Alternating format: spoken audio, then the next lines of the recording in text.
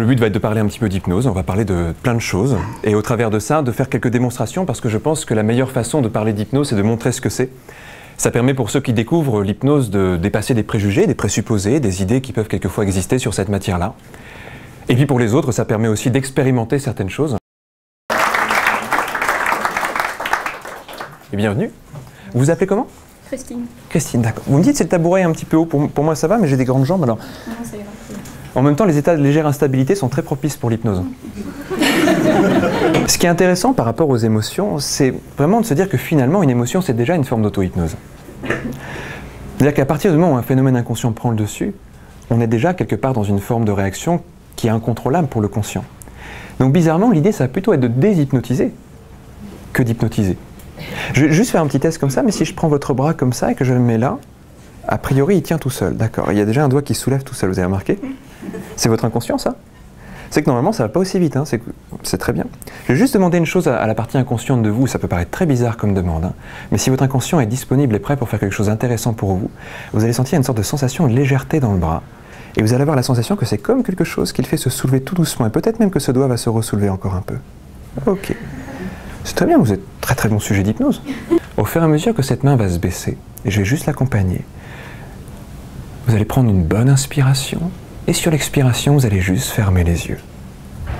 Et sentir simplement que la tête devient plus lourde, que les épaules deviennent plus lourdes.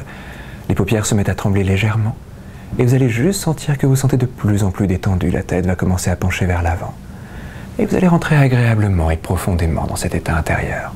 Vous allez juste avoir la sensation que c'est comme si vous pouviez laisser une partie de vous-même émerger. Votre inconscient a plein de façons de se manifester.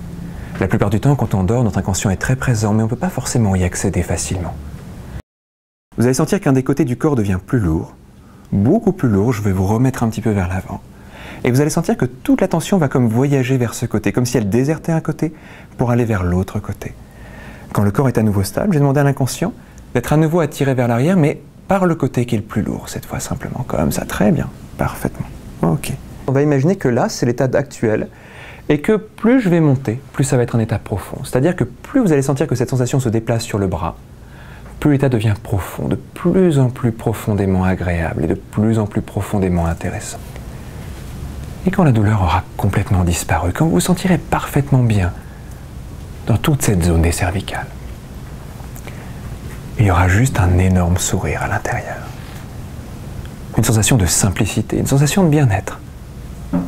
Comme un truc qui est joyeux à l'intérieur, quelque chose qui a envie presque d'exploser de joie, comme s'il y avait une énorme liberté qui venait de venir d'un coup, comme ça.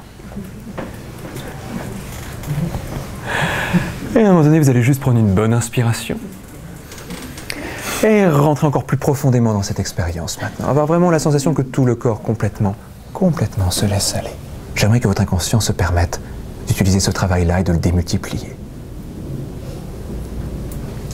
Ça va être comme si vous pouviez déjà imaginer tout ce que ça pourrait impliquer dans les prochains temps. La seule limite, c'est ce que vous estimez être bon pour vous. Pour tout le reste, vous pouvez explorer et profiter.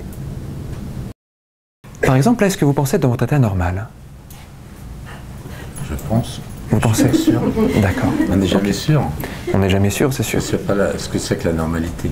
C'est ce que je me pose aussi comme question quelquefois. Qu'est-ce que vous y faites à côté de ces sapins? Je respire. Vous respirez. C'est agréable de respirer comme ça. Les odeurs. Ressentez-les complètement. Complètement. Laissez-vous à nouveau imprégner par ça. Complètement.